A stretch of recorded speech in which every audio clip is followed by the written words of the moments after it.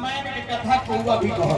हाँ ऐसा प्रमाण मिलता है हमारे देशों में बड़े में नालंदा यूनिवर्सिटी जहाँ विश्व के लोग शिक्षा ले आए भारत में। भारत देश में विश्व गुरु था।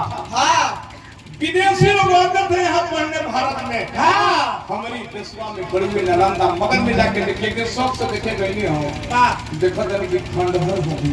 हाँ खंडहर हो गई। हाँ कुत्ता कुत्ती बच्चा दिले वाले हमारे देशवा में बड़ी में नालंदा आज कहे बुधिया में लाग गई फांदा देखो डिग्री खाती लोग जाता विदेश रे है रे तैवा इस सरवा के देश रे भारत के बिगड़े के कई गो कारण बर्बाद के कारण किया हो गई।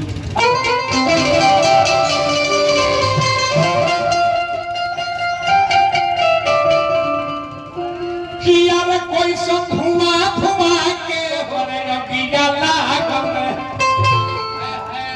ई जवाना टूटा पागल हो गई। आज केकरा के दोस्ती मुखिया जी पिंटू बाबू आज के समयाना के दोस्त है क्या छे जनाना के दोस्ती है क्या छे मर्दाना के दोस्ती ही क्या छे थाना के दोस्ती ही की कौन दोस्ती भारत की बर्बादी में। देखो धुआं के सगरे जगिया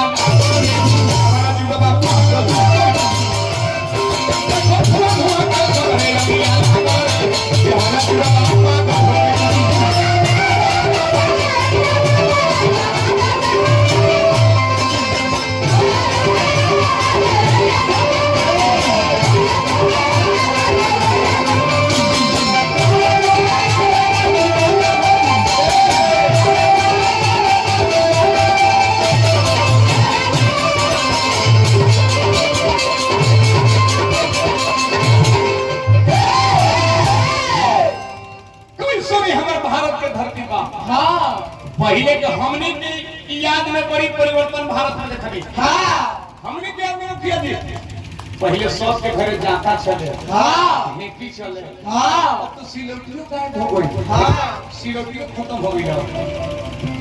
हमने के घर में पहले याद हम पढ़ाई नहीं थी करत मन चुस्त दुरुस्त सबके रहे। हाँ केहू पेट के रोगी ना होत रहल ना आज 100 आदमी के खड़ा कर दी 99 को पेट के रोगी निकल जाता है।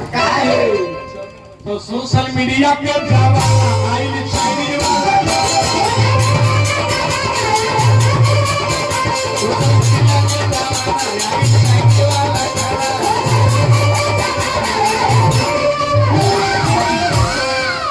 सोशल मीडिया के जमाना आई चाइनीज वाला खाना हमारा देश में क्या हो गया भारत के हमारा देश में मुखिया जी गुरु के पदवी सबसे सुंदर प्लेटफॉर्म रहा। एक दिन पेपर में देखनी कि 60 बरस के गुरु जी और 16 बरस के चेलिन चेलिन के कोचिंग करावत रहे गुरु जी ले जाके भाग के चिलिंगिया से शादी कर ले।